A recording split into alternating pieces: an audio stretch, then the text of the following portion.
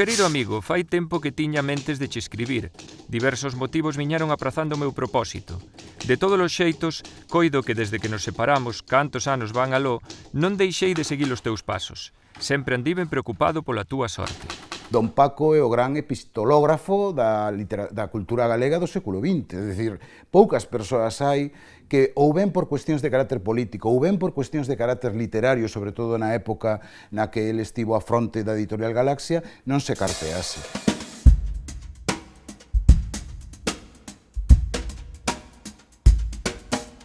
De feito, hai moitas persoas así o sinalan que Don Paco foi durante o tempo do franquismo como ministro de Asuntos Exteriores de Galicia, por esa relación que el mantivo durante moitos anos, epistolar e non só, pois con Luis Seoane, con Eduardo Blanco Amor, con Rafael Dieste, con Carmen Muñoz, con Florencio Delgado Gurriarán en México e con gran parte da intelectualidade galega exiliada e evidentemente con Castelao. O grosso da florenata do galeguismo que se salvara da barbarie estaba no exilio, por tanto, había que tomar contacto con toda esa xente, pero tamén porque nese momento non era posible facer unha empresa cultural en Galicia sin o apoio económico da emigración.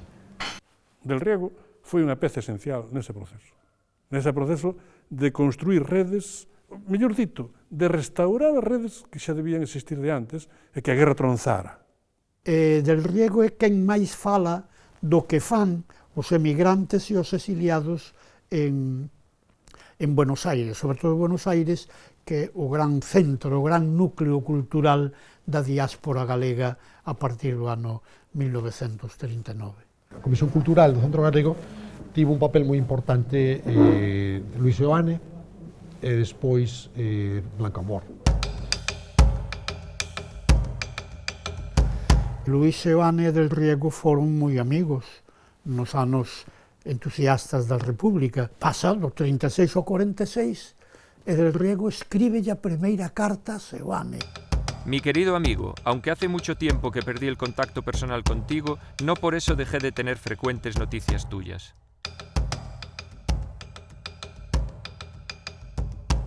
No ano 54, cando don Paco viaxa a Buenos Aires, cando por fin lle dan o pasaporte, que antes non puidera, pois reencontranse e debeu ser moi emocionante realmente. Chego en primeira visita a esta Galicia nova que se foi forxando con enerxía e saudade no mesmo corazón da Pampa.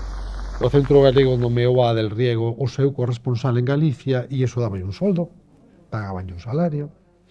E o Centro Galego era moi importante non só porque os diñeiros que lles podían mandar desde a emigración para editar libros, tamén para a Academia Galega. En América, onde el comeza a publicar por vez primeira un libro independente, porque claro, chegan os anos, a década dos anos 40, vai avanzando, e Don Paco non ten un libro independente publicado. E é xustamente grazas a un concurso literario da Federación de Sociedades Galegas en Buenos Aires, onde gaña o primeiro premio no ano 1947, se non estou equivocado, e no ano 49 aparece o seu primeiro libro, que é Cos ollos do noso espírito, non?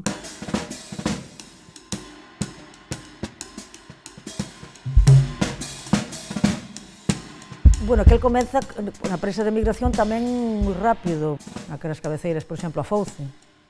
Aí escribe sobre Galeusca, sobre a Constitución de Galeusca.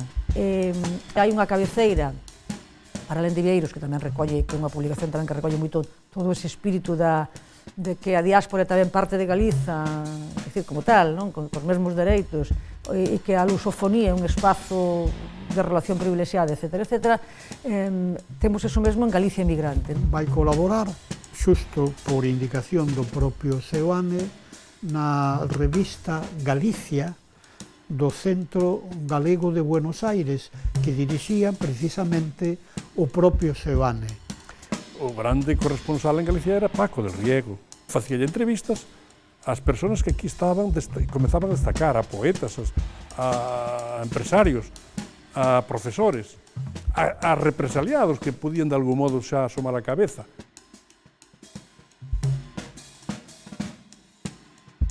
Iba a correos, iba aos lugares e tamén buscaba suscriptores, enderezos para que os devieiros pudesen enviar directamente á revista, porque se distribuía aquí a través do servizo de correos. El tamén conseguía que outros autores enviasen esas colaboracións. Entón, consegue que todas as outras voces que nese momento en Galicia pois teñen algo que dicir ou algo que contar, publiquen nesas revistas, tamén os máis novos, non?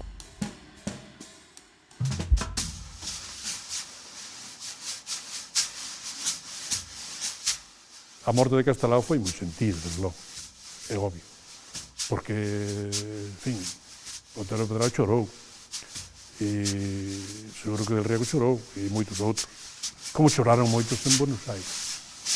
Porque despois de Evita Perón foi un enterro con máis xente. E despois no 50 prepara esa publicación monumental realmente, no sentido lato, non? De algo que queda aí como un efinxe dedicado a Castelao, que por outra banda é a súa figura de destino. E aí é cando lle pide a Cabanillas un poema para Castelao e Cabanillas mándalle Irmán Daniel, tan coñecido. Galaxia empatou moi ben co exilio de América e empatou despois moi ben cas novas xeracións que se incorporaban á creación literaria. A apisonadora da guerra foi tal que borrou a memoria. O silencio foi o que marcou, por exemplo, a miña xeración. Eu nací no ano 1951. Entón, ese silencio, esa lousa de silencio caeu sobre o país e ninguén se acordaba xa do que houbera antes, porque o terror foi inmenso. Un tal Alonso Montero, que se dá a circunstancia, que son eu, que está estudando filoloxía románica, que ten inquedanzas literarias e lingüísticas, termina o bacharelato de 7 anos e unha reválida que se chamaba Examen de Estado no ano 48. Eu non sabía que existía a literatura galega, e como eu, ninguén máis. As bibliotecas privadas, moitas delas desapareceran porque eran probas incriminatorias. Entón, a xente que tiña nas súas casas libros de Rosalía, libros de Curros, libros de Pondal, queima os libros, tira os libros aos pozos, eses rapaces, esas xeracións medran sin teren nos andeis das súas casas como temos hoxe, pois eso, toda o canon de alguma maneira da literatura galega. Eu vin libros galegos por primeira vez. En outubro do ano 48 xa empezara eu o primeiro ano da carreira, porque me levou á casa de Benchosei un sobrinho político del. Dixeme, eu tengo un tío que é de Ourense como tú e que es inspector de escuelas e que tiene en su casa muchos libros en gallego. E eu dixen, hai libros galegos.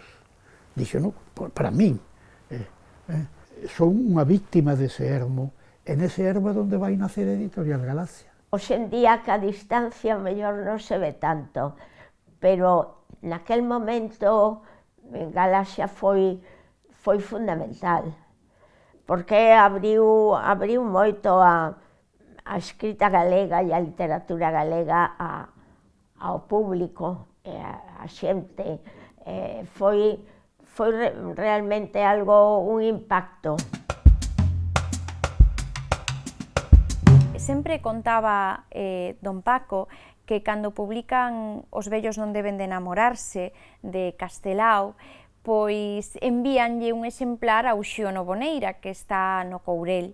E Uxíono Boneira escribe unha carta de resposta dicíndolle quen era aquel escritor que tan ben entendía o pobo galego e que tan ben era capaz de plasmalo nesa peza teatral. Uxíono Boneira non coñecía Castelao. Eu tuve xa relación con Galaxia cando fun a Onda Piñeiro, que entonces xa me contou toda a historia do galeguismo e todo isto, entonces xa me prestou libros, pois estouche falando de finais do 67. Entón, el axiñase de cata de que aquí hai un baleiro que cubrir, e por iso aborda o proxecto da Historia da Literatura Galega, que envía aos premios do Centro Galego de Buenos Aires, resulta premiado, que despois publicará durante moito tempo e irá actualizando ata os 70. Foi un libro que se vendeu moitísimo, a min constame que aínda se vendía a primeiros dos 80, que aínda llo pedían a Galaxia. Hai quen di que Paco foi dos galeguistas que máis relación tivo cos novos.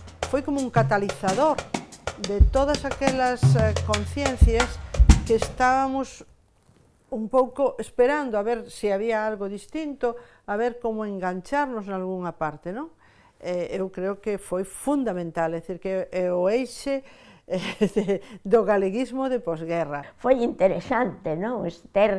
Era como se tuvésemos un lugar onde expoñer, onde escribir, e, bueno, eu enseguida me pasei a Illa non nova, pero a Illa xeral, pero sí que Illa Nova tuvo tamén a súa repercusión. Bueno, pues estes libros son algúns exemplares da colección Salnés e da colección Illa Nova, que foron esas primeiras coleccións que os nosos antecesores na dirección de Galaxia crearon para darlle saída os que estaban comezando, tanto na poesía como na narrativa, non?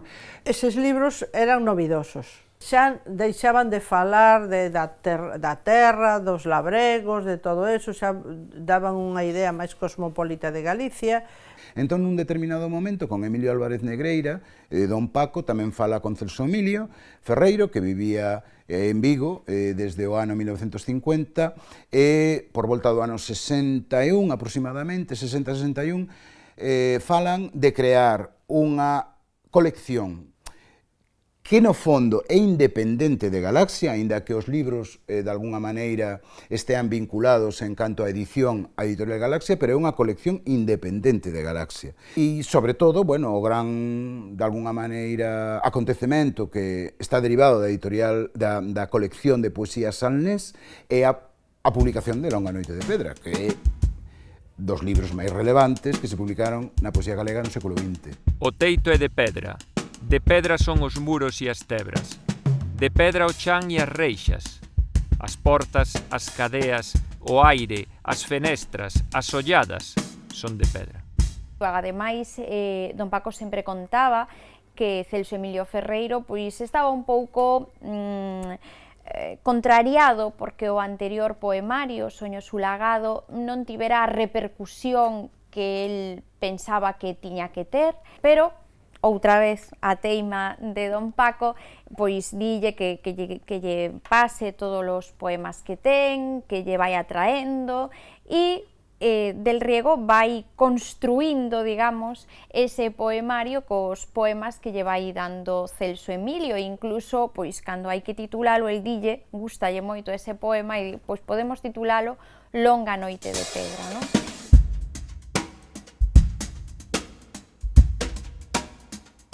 A dirección literaria de Galaxia tiña a Piñeiro, pero na realidade os libros mandábanse a Del Riego, que se eran libros de persoas que tiñan unha ortografía anárquica, el correxíos ortográficamente, se algúns escribían en castelán e aparecían en galego, el era o traductor. Entón, naqueles primeiros momentos, o labor era moito máis arduo, porque había que facelo todo. Paco del Riego e todos os primeiros que antes que a min ocuparon estas cadeiras tiñan que convencer, ás veces con moito esforzo, os autores para que escribisen, non? Para que é coñecido o traballo enorme que Paco del Riego fai con Álvaro Cunqueiro para traelo de volta á lingua galega, non? Deixar as alfallas enormes que nos deixou. Non o convencín en grande medida. Cunqueiro chega a Mondoñedo nun momento de derrota, nun momento de desazón, de escepticismo, de tristeza incluso, que non se quer saber nada de nada. E eu, que tuve sempre unha fonda amistade con Cunqueiro e unha profunda admiración, porque eu admirei a Cunqueiro desde a época de estudiantes de bacharelato, que non é unha broma. E entón eu dediqueime a escribirlle. Dixen, Cunqueiro, ti que fixeche unha obra poética en galego, ti que escribiche algúns artículos no Pueblo Gallego, noutras publicacións en galego, por que non intentas facer agora unha obra narrativa no noso idioma? O que ocorre, en realidade, é que Cunqueiro viña de Madrid, pois, despois de atravesar por problemas dabondo coñecidos, pois el mesmo tiña que recuperar folgos, ánimos, retornar a creer en si mesmo, e el mesmo escríbelle moitas cartas a Paco, pois a través unha xeira de Nugalla, non teño ganas de facer nada. Pero a larga, frente á miña insistencia, decidiuse a escribir en galego. E entón un día calquera chega a Vigo e tráeme un mangado de follas escritas a máquina que son as que constituen o primeiro capítulo de Merlín e familia. Para o meu pai supuso moitísimo, non? Contar coa presencia dun amigo, que era o compendio da lealdade, para el pois foi un apoio enorme, sobre todo a nivel personal, non? O sea, de que el sempre, Paco, creeu na capacidade literaria e o porvir literario de Cunqueiro. E o famoso Merlín, pois consigue que escriba o Merlín, e nese momento a literatura galega, cando se publica o Merlín, ten un clásico contemporáneo verdadeiramente extraordinario.